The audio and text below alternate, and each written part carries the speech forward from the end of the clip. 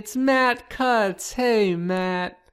That was my uncle. He used to, he'd come over to our house to like visit one time a year, and he'd say, hey guys, hey Matt, how's soccer, how's school, great.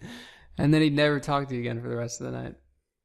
Matt Cutts is the head of Google's web spam team. He's basically the man. When you hear people refer to the man, that's Matt Cutts. So he's basically like the guy who tells you what to do and what not to do when it comes to coming up in the search results. So he does these videos all the time where he talks about different things that are no longer so great anymore. And one of them is article directories. These used to be really popular back in the day for getting links.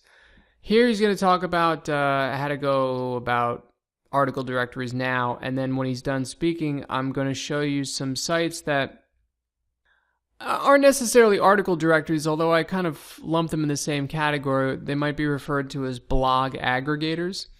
And these are sites that basically just pull in articles from blogs that have submitted themselves to the sites. One of them is called family-friendly websites, and another one is called Alltop.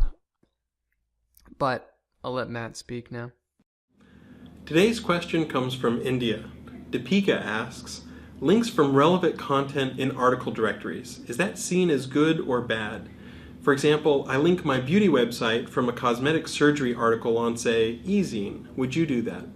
So I think over time, article directories have gotten a little bit of a worse name. So just to refresh everybody's memory, an article directory is basically where you write 300, 400, 500 words of content, and then you'll include a little bio or some information about you at the bottom of the article, and you might have, say, 3 links with keyword-rich anchor text at the bottom of that article.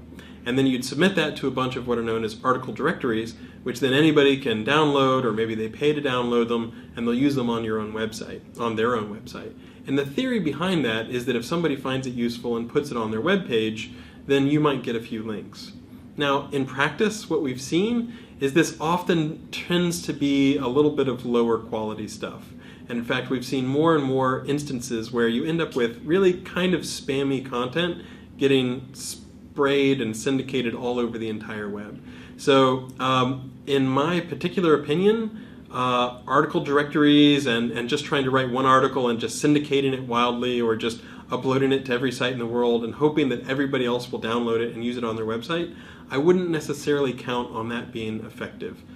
We certainly have some algorithmic things that would mean that it's probably a little less likely to be successful now compared to a few years ago, for example. So my personal recommendation would be probably not to upload an article like that. Thanks, Matt. Appreciate you coming in. Lunch tomorrow? Sounds good. So that being said, one site that is still good for submitting articles, or what you might call a blog aggregator, is a site called Family Friendly Sites, familyfriendlysites.com. So you're going to click Add Your Site. And one of the reasons it's good is because they have a review process. They don't just accept everybody, which is the situation with a lot of these blog aggregators. They used to do this for free. Unfortunately, they get a lot of requests, so they've charged or started charging now. So they have the yearly subscription, the one-time fee. I'd recommend the one-time fee, $50 instead of paying $20 a year. Now, in order to submit your site to family-friendly sites, you'll have to have a family and you'll have to be friendly. But if you don't have any of those qualities, you can use this site called alltop.com, and this actually has a higher domain authority than family-friendly sites does. So when you get to the home page, you'll see along the top here different categories, and depending on what your blog or business is about, you would want to find the one that best fits you. So let's say we had a blog that had to do with people, for example, and maybe it was on celebrities. So once you find your category, you want to scroll to the bottom and click Submissions. Now you're going to have to create an account for this. It's just an email confirmation. It's free. And you would just search here for your topic. So we found celebrities before. And then you would enter your blog name, URL, and your RSS feed. You can enter your first and last name if you want to, and then you just click Submit. The site is going to look at your site and see whether it's a good fit for the site. It's not going to approve everybody, and you can see some of the reasons down here that there's a possibility of rejection. But never fear, there are plenty of fish in the sea, as my dad once said after a bad breakup. And if you don't get accepted, she doesn't say yes, you can go back, create more content, become a better person, and submit again.